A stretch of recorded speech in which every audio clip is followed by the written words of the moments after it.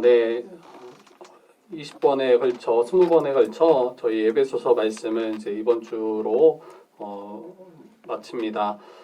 지난주에는 우리 모든 것 위에 기도하십시오라는 말씀으로 은혜를 나누었습니다.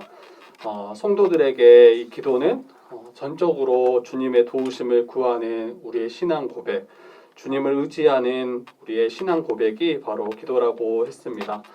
특별히 바로 전문맥에서 영적 전투 한가운데 살아가고 있는 성도들에게 이 하나님의 은혜를 날마다 구하며 기도하는 삶은 이게 너무나 중요하고 반드시 있어야 되는 그러한 우리의 신앙의 모습임을 같이 나눴죠. 그러할 때 주님 주시는 능력과 하나님의 전신갑주를 날마다 입어서 이 악한 영들을 대적하고 마지막 날에 견고히 함께 설 수 있음에 대해서 나눴습니다. 그래서 기도함은 오직 주님께서 이루신 승리를 우리가 누리는 통로입니다. 기도 외에는 이런 유가 일어날 수 없음을 이야기했던 것처럼 이미 승리하신 싸움이지만 또 기도를 통해서 날마다 또 승리하게 하시는 그 주님의 은혜가 바로 기도 가운데 우리에게 주어지는 것입니다. 또 가장 영적 전투가 활발하게 이루어지는 자리는 이 바로 복음이 전해지는 자리라고 했습니다. 그렇기에 바울은 이 자신의 입을 열어서 마땅히 말해야 할 바를 이 복음의 비밀을 담대히 전할 수 있도록 에베소 성도들에게 기도를 부탁하는 것을 우리가 살폈죠. 자신의 삶은 혹 메었다 할지라도 결코 복음은 메이지 않도록, 자신이 비록 쇠사슬에 메인 이 죄수처럼 보인다 할지라도 자신이 하나님의 사신이 되어서 이 복음 전하기를 간구했던 우리 말씀을 지난주 살폈습니다. 오늘은 이제 바울이 이 편지를 끝맺으면서 이 자신의 그 사정과 형편을 이 두기고라는 이에게 맡겨서 이 에베소 성도들에게 전하는 그 내용들을 또 살펴볼 수 있고, 마지막 정말 끝인사로 이 사랑하는 성도들에게 이 주님으로부터 오는 평안과 또 사랑 그리고 은혜가 있기를 기원하며 마쳐집니다. 먼저는 이 두기고에 대해서 같이 살펴볼 텐데요. 이 두기고는 이 에베소 성도들에게 이제 이 바울의 소식을 가지고 나아가서 이 바울의 사정이 어떠한지, 형편이 어떠한지 이것을 전하는 자였습니다. 왜 이러한 것이 필요하냐면, 먼저는 에베소 성도들에게 이 편지를 전해서 그들의 믿음을 더욱더 견고하게 하려는 것이 1차적이겠지만, 이 사정과 이 바울의 사정과 형편을 알려서 바울이 혹시 오해하고 오해케 되고 있는, 바울이 오해받고 있는 부분들을 해명하고 풀어주기 위함이었을 것입니다. 바울이 이제 감옥에 갇혀 있었잖아요. 자기 자신을 쇠사슬에 메었다 이렇게 이야기하고 많은 이들이 그가 감옥에 갇혀 있음을 알고 있었습니다. 그런데 이것이 자기의 죄됨이나 자기의 옳지 못함, 그것 때문으로 인해서 감옥에 갇힌 것이 아니라 이 복음으로 인해서 자기가 갇혔음을 분명하게 이 에베소 성도들에게 또 다른 성도들에게 나눌 필요가 있었을 것입니다. 만약에 자기가 이 그릇되게 또 옳지 못함으로 갇혔더라면 바울이 힘써 전했던 복음마저도 또 위협받을 수 있는 그런 이 사태로 흘러갈 수 있었겠죠. 그래서 자신이 감옥에 갇힘은 하나님의 사신되어서 복음을 위하여 일하고 있으며 그것으로 인해서 자기가 갇혀 있음을 바로 전하려고 했었을 것입니다. 자기의 처지 이거 염려하지 말고, 너희들이 낙심하지 말고 실족하지 말고 도리어 에베소 성도들의 마음을 위로하고 그들의 믿음을 견고하게 하려는 그러한 목적으로 이 두기고를 보내어서 자기의 사정을 전했을 것입니다. 여러분, 감옥에 갇힌 바울이 가장 위로가 필요한 자로 우리가 생각되잖아요. 그런데 오늘 말씀을 보면 22절에서 이야기하는 것처럼 우리 사정을 알리고 또 너희 마음을 위로하기 위하여 내가 특별히 그를 너희에게 보내었다라고 이야기해요. 바울이 가장 큰 위로를 필요로 하는 것처럼 보이지만 바울은 감옥에 갇혀 있음에도 불구하고 도리어 자신으로 말미암아 이 에베소 성도들이 걱정하고 염려하고 또 혹시 실족할까봐 이 두기고를 특별하게 보내어서 그들의 마음을 위로하고 또 그들의 오해를 풀어주는 것을 보게 됩니다. 그렇기에 이제 우리가 이 사정을 알리고 또 서로의 상황을 나누는 것이 또 얼마나 필요한지 한번 생각해 볼 수 있을 것 같아요. 서로 사랑하는 교회는 서로의 사정과 형편을 나누면서 위로가 필요한 자들에게 위로를 하고 또 격려가 필요한 자들에게 격려를 하고 또 때로는 오해함으로 인해서 실족할 수 있는 자들을 그들의 믿음을 견고하게 하는 일에 이 교회가 힘써야 되죠. 서로가. 이 교회는 성도들이잖아요. 하나님의 백성된 성도들. 그렇기 때문에 성도들은 서로가 서로를 우리가 살피고 혹시나 이 넘어져 있는 자가 있더라면 그들을 온전히 세우는 일에 힘쓰는 것이 마땅한 것입니다. 그렇기에 이제 형식적으로 서로의 안부를 묻는 것을 좀 넘어서야 될 것 같아요. 우리가 교회에 출석하고 또 교회로서 살아가는데 서로가 이제 안부를 묻고 또 서로가 교제를 하지만 너무 형식적인 그리고 서로가 깊이 알아가고 또 서로의 사정과 형편을 나누는데 만약에 어려움이 있더라면 그 이상을 넘어가지 못한다면 방금 오늘 말씀과 같이 서로가 참되게 위로하고 또 때로는 도움이 필요한 자들이 격려함을 얻어서 바로 서가는 일에 굉장히 큰 한계를 부딪힐 수밖에 없을 것입니다. 서로의 사정과 형편을 알지 못하면 어떻게 서로를 위해서 기도할 수 있겠습니까? 그런데 이제 세상에서 이 자신의 상황과 처지를 나누는 것은 굉장히 어려운 일 같아요. 물론 이제 뭐 친한 친구들에게 나눌 수 있겠지만 특별히 자신의 힘든 처지는 쉽게 우리가 오픈할 수 없고 또 나누는 것은 정말 쉬운 일이 아닙니다. 자신의 사정을 나눔이 도리어 자기의 치부를 드러내는 일로 여겨지고 또 혹시 이것이 다른 이에게 약점이 되어서 비방할 여지를 또 받을 수 있는 이런 일로 여겨지기 때문입니다. 그런데 이제 성도는 또 한몸된 교회는 어떠한 자들입니까?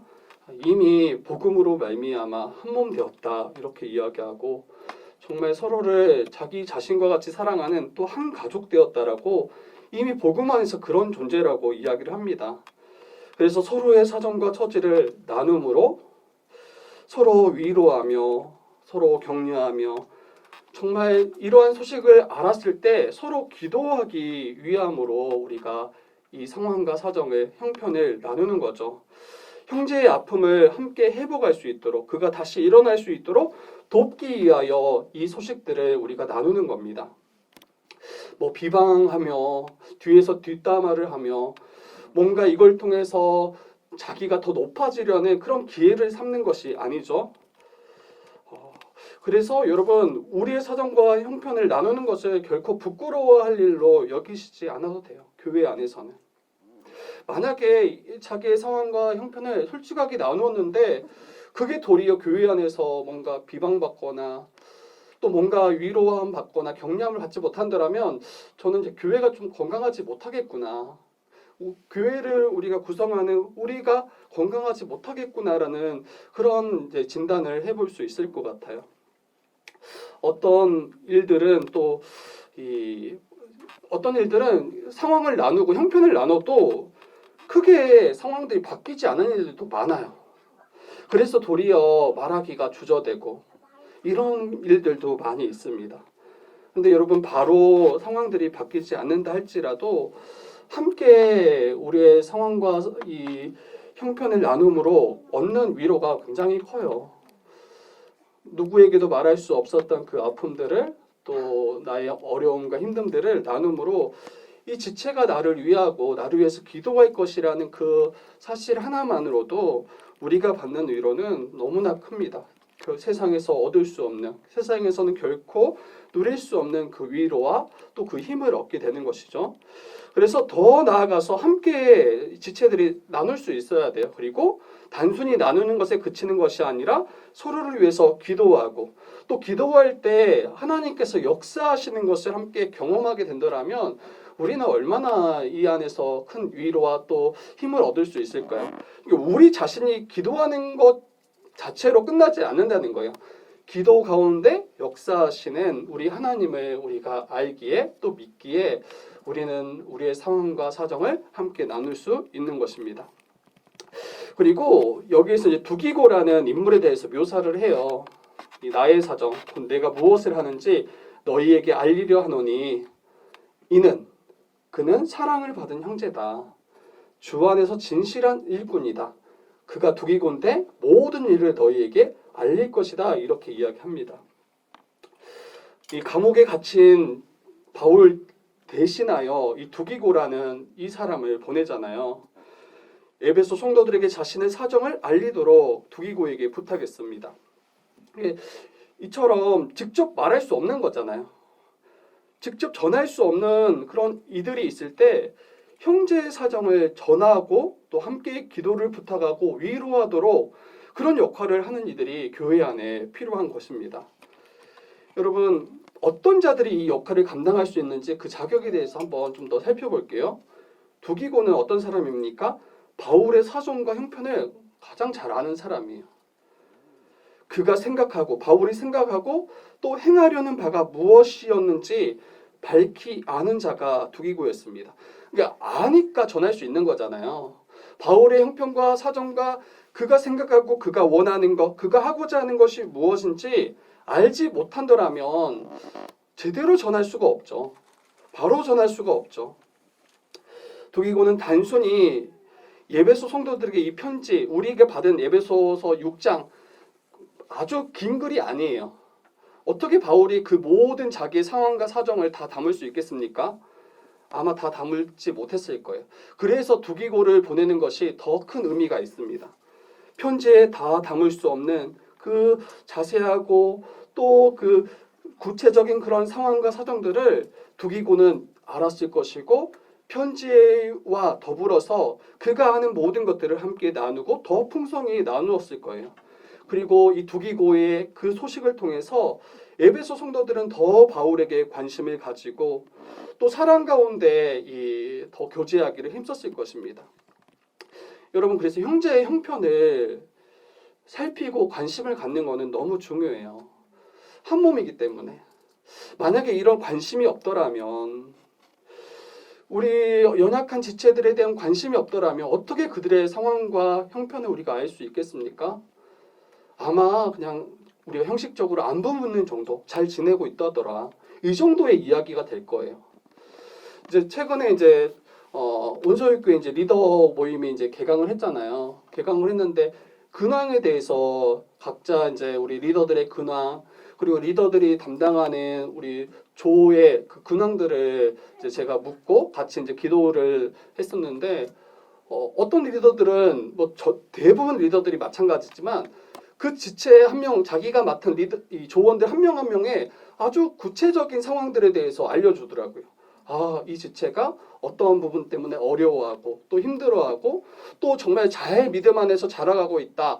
여러 가지 이야기들을, 다양한 이야기들을 잘 전해주니까 비록 제가 만나지 못했지만, 그 한 명 한 명을 다 만나지 못했지만 무엇을 위해 기도하고 또 무엇을 제가 힘써야 될지 더 분명하게 볼 수 있었습니다. 그래서 여러분, 관심이에요. 사랑하기 때문에, 나와 한 몸으로 여기기 때문에 그들의 관심을 갖고 그들의 사정과 또 형편을 알아서 그들을 위해서 함께 기도할 수 있도록 이 일들을 감당하는 것이 너무 중요합니다. 그리고 소식을 전하는 이 두기고를 묘사할 때 사랑받는 형제라고 이야기해요. 6장 21절에 사랑을 받은 형제요 이야기해요. 그리고 또 주 안에서 진실한 일꾼이라고 이야기하는데, 먼저는 이 주 안에서 서로 사랑하는 형제인 거예요. 그러니까 두기고가 바울을 깊이 사랑하고 또 바울도 두기고를 깊이 사랑해요. 둘만 사랑하는 관계가 아니죠. 에베소 성도들도 마찬가지예요. 바울은 에베소 성도들을 깊이 사랑할 뿐만 아니라 두기고도 에베소 성도들을 사랑하고 모든 이들이 이 사랑 가운데 함께하는 형제임을 이야기합니다. 사랑하지 않는다라면 어떠할까요? 사랑하지 않는다라면 다른 이의 사정이 자기와 상관이 없어요. 아무리 여러 이야기를 들었다 할지라도, 그 사람의 형편을 들었다 할지라도 그저 지나가는 하나의 소음 그 이상이 아닐 거예요. 자기와 상관없다고 여길 분명하잖아요. 그러나 이 두기고는 어때요? 사랑을 받는 형제였어요. 그래서 그 바울의 그 하나하나의 그런 사정과 형편들을 귀 기울였을 뿐만 아니라 그 소식을 반드시 에베소 성도들에게 나누어서 함께 이 일을 위해서 기도할 수 있도록 그 소식을 전했던 자가 바로 두기고였습니다. 바울을 사랑하고 에베소 성도들을 사랑하는 형제였습니다. 이 사랑하는 형제가 이 소식을 전할 수 있는 거예요. 사랑하는 형제이기 때문에 서로의 상황을 더욱더 분명하게 전할 수 있는 거예요. 그러니까 우리도 마찬가지예요. 우리는 정말 사랑하고 있는 이 주 안에서 이 사랑 가운데 함께 교제하는 자인가? 그러면 이 사정을 우리가 살필 뿐만 아니라 사랑 가운데 그 소식들을 전하겠죠. 그러니까 전하는 것도 여러분 중요한 것 같아요. 정말 그 지체를 위함인가? 이 소식을 전하는 어떤 지체가 있을 거 아니에요. 그 소식에 대한 그 가지고 있는 지체가. 근데 이것도 뭔가 그랬더라. 비방이나 가십거리로 그 소식들을 마치 다룬더라면 여러분 그것을 아는 이 당사자는 어떨까요? 굉장히 낙심되죠. 정말 이 교회 가운데서 자기를 위해서 정말 유효하고 생각할 거라고 여겼는데 그들이 자기의 아픔을 가지고 가십거리로 삼고 함부로 그 소식들을 다룬더라면 이거는 옳지 못한 모습이겠죠. 그런데 사랑하는 형제는 그 아픔을 가진 지체를 정말 위할 거 아니에요. 그가 혹시나 상처받지 않을까? 그가 혹시나 아파하지 않을까? 말 한마디도 우리가 정말 조심함으로 또 그 지체를 위해서 우리가 잘 전달하는 것이 이 사랑이 전제할 때 가능합니다. 또 세 번째로 진실한 일꾼이어야 돼요. 진실한 일꾼. 여기서 일꾼이라는 이 단어는 이제 하인이나 종이라는 의미가 담겨 있는 단어예요.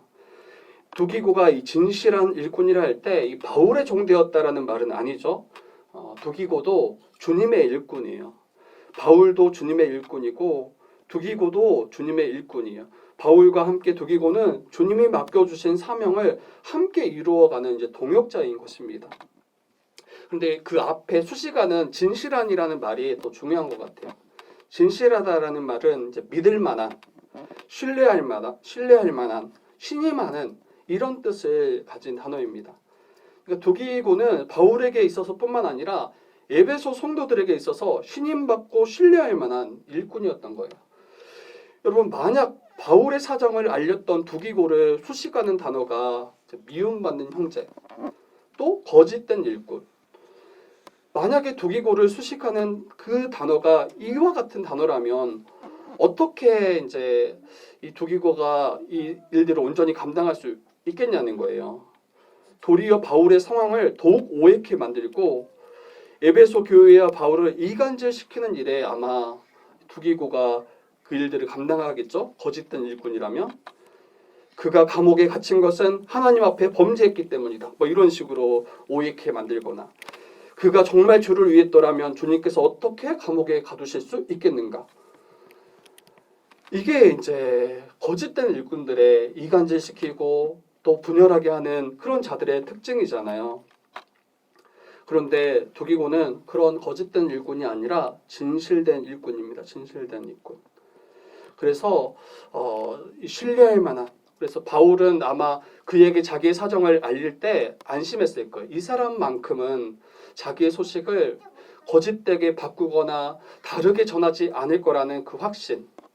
그리고 이 편지를 받고 또 바울의 소식을 들었던 에베소 성도들도 동일하게 두기고가 전한 그 내용이라면 이거는 분명하구나. 참되겠구나. 그리고 위로를 받고 그 메시지를 통해서 힘을 얻었을 것입니다. 그러니까 우리가 여러분 오늘 말씀을 통해서 두기고와 같이 서로의 형편에 우리가 알기를 힘쓰고 있는지 또 두기고와 같이 나는 사랑받는 주님께 일단 사랑받는 또 형제 자매를 사랑하는 그런 자로서 우리가 교회 가운데 계속 자라가고 있는지 또 서로 신뢰하는 진실된 일꾼으로 서로가 우리가 서고 있는지 이것을 우리가 점검하고 다시 생각하면 좋을 것 같아요. 또 지체들의 사정을 나눌 때 늘 기쁜 소식만 전하는 게 아니잖아요. 때로는 염려되는 일들, 또 어떤 이들은 이제 죄에 넘어진 일들. 그런데 서로 사랑의 관계 안에 있지 않는다면, 서로 신뢰할 만한 관계에 있지 않는다면 어떻게 우리의 그러한 치부와 같은 그런 부분들까지 다 드러내고 또 기도를 부탁할 수 있겠습니까? 이 성도된 우리 모두는 서로에게 이러한 사랑받는 형제로 또 진실된 일꾼으로 같이 서갔으면 좋겠어요. 서로의 사정을 나누는데 부담되지 않고, 서로를 이 소식을 들었을 때 위로하기를 힘쓰고 또 함께 격려함으로 이 믿음 가운데 거하고 나아갈 수 있도록, 그러한 우리 교회가 우리 주의 뜻 교회였으면 좋겠습니다. 그리고 더 나아가서는 여러분, 두기고는 이제 바울의 사정을 전하는 일꾼이었잖아요. 근데 저와 여러분들은 어때요? 주님의 사정을 전하는 주님의 일꾼이에요. 이것을 바울은 고린도 후서에서 성도들을 향해서 너희는 그리스도의 편지다라고 이야기하잖아요. 그리스도의 편지다. 두기고가 바울의 사정과 형편을 전하고 그의 생각과 뜻을 전달하는 그 편지의 역할을 감당했던 것처럼, 성도들은 주님의 생각과 뜻, 또 주님의 마음을 전달하는 자여야 합니다. 우리가 지체들에게 전하는 말과 행실을 통해서 주님의 뜻과 주님의 생각을 잘 담아내는 편지가 저와 여러분이에요. 저와 여러분을 본 자들, 또 저와 여러분을 만나는 자들, 또 주의 뜻 교회 가운데 나오는 자들은 이 주님의 사랑과 위로를 경험해야 돼요. 주님께서 왜 십자가를 짊어지셨는지, 왜 골고다를 오르셔서 죽으셔야 했는지, 마치 사망에 갇혀서 패배하신 것처럼 보이지만 이를 통해 이루시고자 했던 것이 무엇인지, 그 주님의 그 마음과 또 주님의 그 사정을 우리가 분명하게 전할 수 있어야 됩니다. 그리고 진실되게 그걸 전할 수 있어야 돼요. 진실되게 전하려면 어떻게 해야 됩니까? 저와 여러분들이 이 복음을 잘 알아야 돼요. 많은 이들이 복음을 이야기한다 하지만, 만약에 주님이 우리 성경 가운데 기록하게 하신 그 복음의 메시지가 아닌 다른 거짓된 것을 우리가 전해버린다면 어때요? 우리는 거짓된 일꾼이에요. 그리고 도리어 그 주님의 마음을 고통케 하고 또 아프게 하는 그런 자들이 될 것입니다. 우리는 주님의 복음, 또 주님의 사정을 잘 알고 있고 또 그것을 온전히 전할 수 있는 진실된 일꾼인지 우리가 다시 한번 또 생각해보고, 또 그러한 역할을 우리 주의 뜻 교회가 감당하면 좋겠습니다. 바로 전했다 할지라도 우리가 신뢰할 만한 그런 존재가 아니라면 어때요? 우리의 일상의 삶이 좀 거짓되고 또 우리의 일상의 삶이 다른 사람들에게 또 신뢰를 줄 만한 그런 모습이 아니라면, 아무리 바른 복음을 혹 전했다 할지라도 그들은 그 복음에 귀 기울이지 않겠죠. 듣지 않겠죠.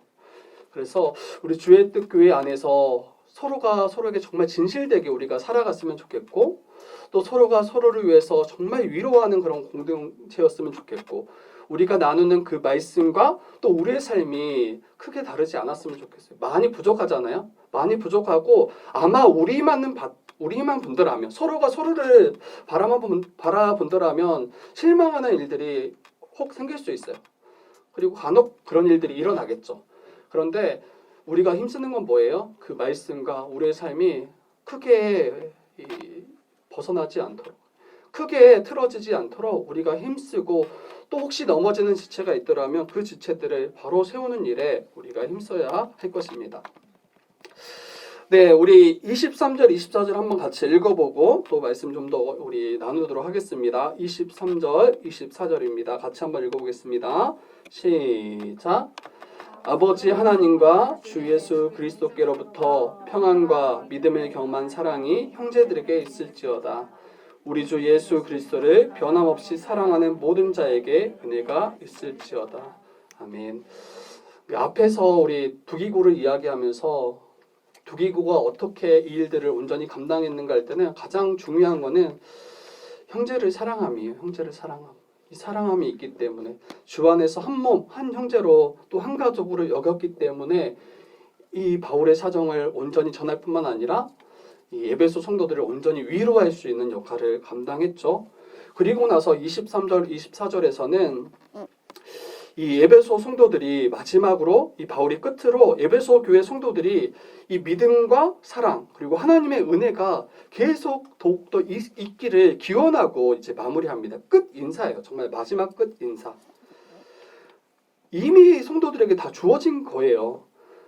이미 성도들에게 주어진 그 믿음을 겸한 사랑과 또 이 평안과 은혜 이미 주어졌지만 또 바울은 또 다시 끝 인사에 또 나눕니다.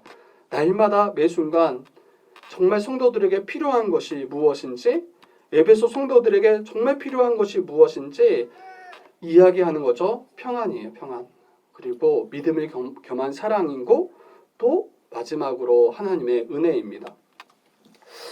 편지의 서두에서 은혜와 평강을 구하며 시작했던 인사로 은혜와 평강을 구하며 시작했던 이 바울의 편지는 편지 마지막에 평안과 믿음을 겸한 사랑 그리고 은혜를 구하며 마무리가 됩니다. 그러니까 처음과 시작의 인사가 이 평안 그리고 은혜 그리고 더 덧붙여서 사랑을 이야기하는데 이게 전부인 거예요. 성도들에게 있어서. 그러니까 앞에서 우리가 중간에 많은 이야기를 나눴지만 이 많은 것이 가능하고 이루어진 거는 어때요? 주님의 은혜가 전부인 거예요. 그 은혜 때문에 우리가 성도로서 또 하나님의 백성으로서 설 뿐만 아니라 그 은혜를 받은 자들이 누리는 게 주님 주시는 평강이요. 또 성도들이 서로 깊이 서로 사랑하는 그 사랑의 삶이잖아요. 그래서 이 편지를 마무리하면서 다시 한번 우리에게 알려주는 것 같아요. 우리가 정말 붙잡아야 될 것이 무엇인지 그 주님의 은혜 아니고서는 또 주님의 사랑 아니고서는 또 주님 주시는 평강 아니고서는 우리가 이 모든 것들 우리의 사역들 우리의 삶을 살아갈 수 없음에 대해서 다시 이야기합니다. 여러분 여기에 순서를 보면 그리스도께로부터 하나님 아버지 하나님과 주 예수 그리스도께로부터 오는 평안과 이렇게 이제 평안에 대해서 이야기하고 그리고 나서 믿음을 겸한 사랑이 형제들에게 있을지어다라고 이야기하잖아요. 생각해 보세요. 이 평안은 어떤 평안입니까? 이게 주님 주시는 평안이잖아요. 근데 이 평안은 죄로 말미암아 하나님과 깨어졌던 우리 그리고 죄로 말미암아 인간과 인간이 깨어졌던 그런 우리의 그런 죄악된 모습들 그리고 인간과 만물이 깨어졌던 그 모든 것들을 회복시켜서 주신 평안이에요. 그러니까 하나님께 나아갈 수 없어서 날마다 하나님의 진노 아래 그 진노의 심판 가운데 거할 수밖에 없는 자들이 이제는 예수로 말미암아 얻게 된 평안이에요. 그리고 죄로 말미암아 서로 미워하고 결코 하나 될 수 없는 자들이 이제는 주님 주시는 평강 하나 되게 하신 그 은혜로 말미암아 이 함께 누리는 평안이에요. 여러분 우리의 신앙생활하면서 이 평안이 없더라면 어떻게 우리가 끝까지 이 주님 만나 뵙기까지 이 평안이 없더라면 어떻게 살아갈 수 있겠습니까? 얼마나 많은 이들이 또 이 세상이 우리의 평안을 깨뜨리려고 얼마나 힘쓰고 있습니까?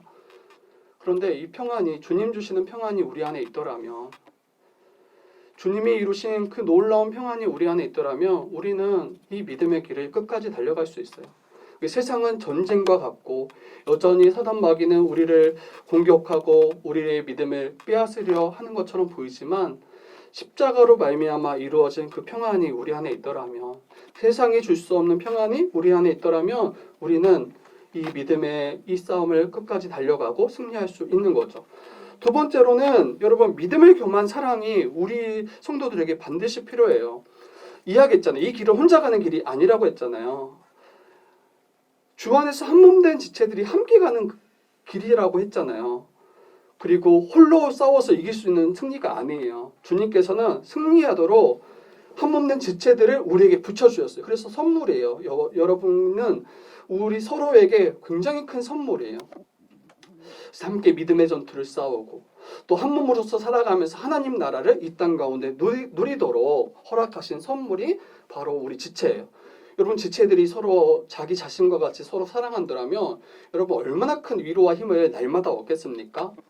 세상은 혹시 우리를 사랑하지 않고 또 인정해주지 않고 계속 이용하려 할 때 한 몸 된 교회 성도들이 서로를 깊이 사랑하고 또 우리가 기댈 수 있는 그런 우리의 힘이 되어준다라면, 또 내일처럼 서로를 살펴준다라면 얼마나 큰 힘과 또 위로를 얻고 이 믿음의 길을 걸어갈 수 있겠습니까?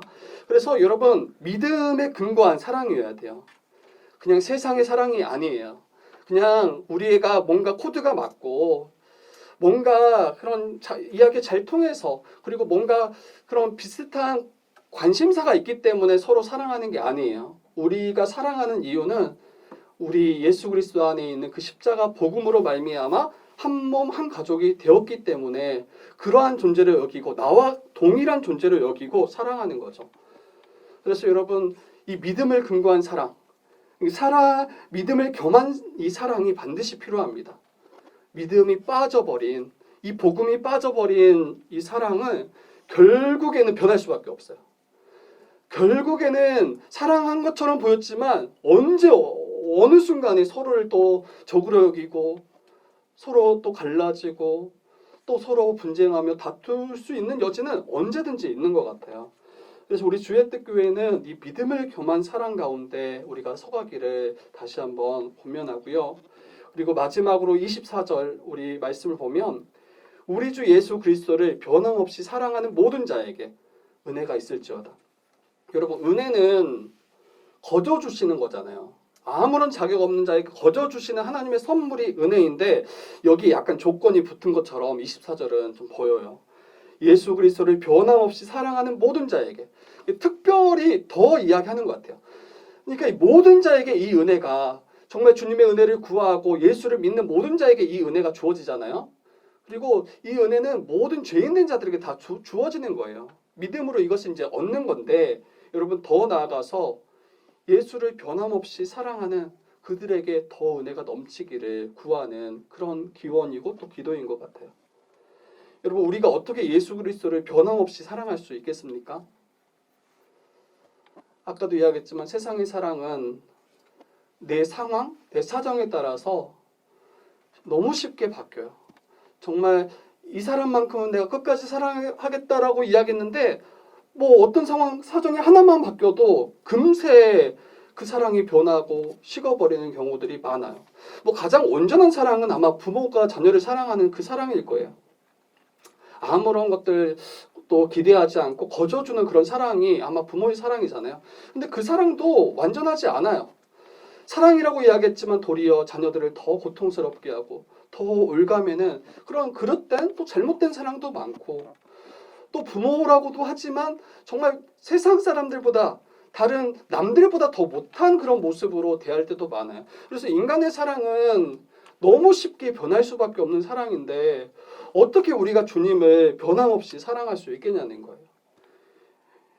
여러분, 저는 23절에서 이미 주셨다고 생각해요. 믿음을 겸한 사랑이 형제들에게 있을지어다. 그 예수 그리스도의 그 십자가 사랑. 주님은 우리에게 어떻게 명령하십니까? 내가 너희를 사랑한 것 같이 서로 사랑하라.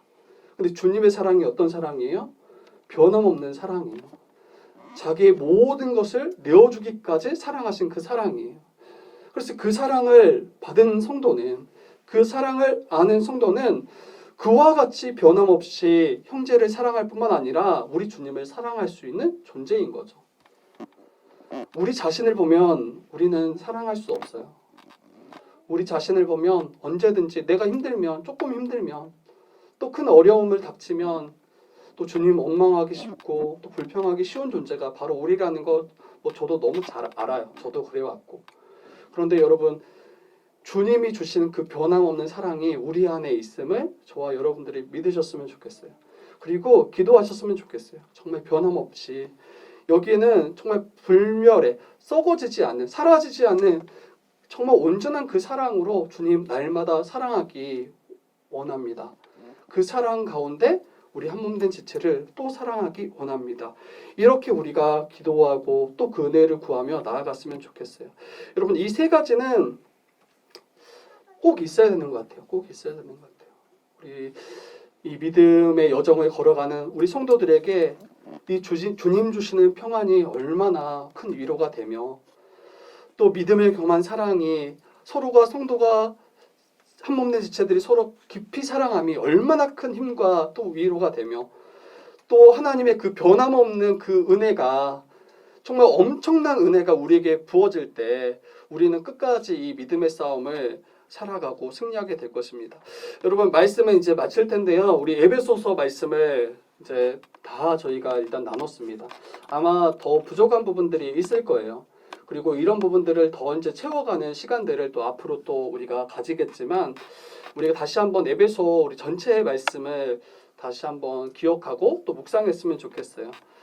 우리 교회가 어떤 공동체인지 어떤 존재인지 다시 한번 생각해 봤으면 좋겠습니다. 삼위 하나님의 구원의 은혜로 구원받은 공동체예요. 그래서 하나님을 찬송할 수밖에 없는, 그리고 만물을 충만케 하는 충만함이 구하는 공동체예요. 빈약하지 않아요. 연약하지 않아요. 그 주님의 충만한 능력이 구하는, 만물을 소생케 하는 그 충만함이 구하는 공동체가 바로 교회이다. 그리고 여러분 죄와 허물로 죽었던 우리를 이미 살리셨어요. 죄와 허물로 완전히 완전히 사단의 어찌 보면 그 끄는 대로 살아갈 수밖에 없던 우리를 살리셔서 이제는 주를 위해서 선한 일을 행할 수 있는 그런 새로운 존재로 우리를 바꾸셨음을 우리가 나눴었고, 결코 하나님께 나아갈 수 없는 자들을 한 세 사람으로 지으셔서 이방인과 유대인 결코 하나 될 수 없는 그들을 한 세 사람으로 지으셔서 이제는 하나님께 담대히 나아갈 수 있도록, 그래서 하나님과 교제하고 또 주님 주신 은혜를 풍성히 누릴 수 있는 존재로 바꾸셨음을 우리가 나눴습니다. 그리고 그 교회는 한 몸 또 한 가족, 이렇게 우리가 성경이 이야기합니다. 우리 세상에서 또 교회에서 어떻게 살아갑니까? 새 사람을 입어요. 이제는 옛 사람을 다 벗어버리고 새 사람을 입어서 거룩한 삶을 살아가는 자들이 바로 교회이며, 더 이상 어둠에 거하는 자가 아니라 빛이 되어서 도리어 어둠을 밝히는 자가 바로 교회요 신자라고 이야기했습니다. 그리고 이 여정을 나아갈 때 영적 전투가 반드시 있다. 차라리 이게 없음이 도리어 우리의 신앙을 점검해야 되는 지점이라고 이야기했습니다. 이게 이제 교회의 본질이에요. 교회는 이러한 공동체임을 우리가 알고 살아갈 때 여러분 정말 우리가 이 풍성함을 교회 가운데 누릴 뿐만 아니라 약하게 살아가지 않을 것 같아요. 정말 늘 패배자로서 우리를 인식하지 않을 것 같아요. 그리고 이러한 교회는 하나님의 평강과 사랑과 은혜가 없이는 지속될 수 없다. 그래서 오늘 지금만 봐도 그렇잖아요. 오늘 아침에 정말 우리가 생각하지 못했던 사건이 또 터지고, 정말 우리로서는 할 수 없는 것 같아요. 제가 아무리 생각해봐도 저는 그냥 인정하려고요. 그냥 우리는 이런 존재다. 그리고 정말 주님 도와주시기를 더 간구할 수밖에 없다라는 생각이 들어요. 물론 어떤 분들은 막 이런 상황들이 일어나면 또 사단이 우리를 방해했다. 물론 맞아요. 악한 영들이 분명히 이면에서 우리의 예배를 방해하고 또 우리가 예배에 집중하지 못하도록 우리를 막을 거예요. 그런데 그때 다시 우리 생각해야 될 건 뭡니까? 그보다 악한 영보다 훨씬 강하신 그 주님이 나와 함께 하시고 또 이것을 능히 싸우도록 우리에게 힘과 지혜와 그리고 하나님의 전신갑주를 다 주셨다는 거. 만약에 우리가 이 시간 시험에 걸려 넘어졌으면 어때요? 서로가 이제 서로를 또 탓하겠죠. 뭐 얘 왜 이러냐, 뭐 저러냐, 뭐 이러면서 이제 서로 상처 주고, 이제 예배에 나왔을 때 서로 이제 예배에 집중하지 못하게 하고 또 여러 가지 이제 또 오해를 쌓게 하네. 근데 그럴 필요가 없는 것 같아요. 그럴 필요가 없는 것 같아요. 우리가 모인 이유가 서로 사랑하기 위함이고 또 함께 예배하기 위함이잖아요.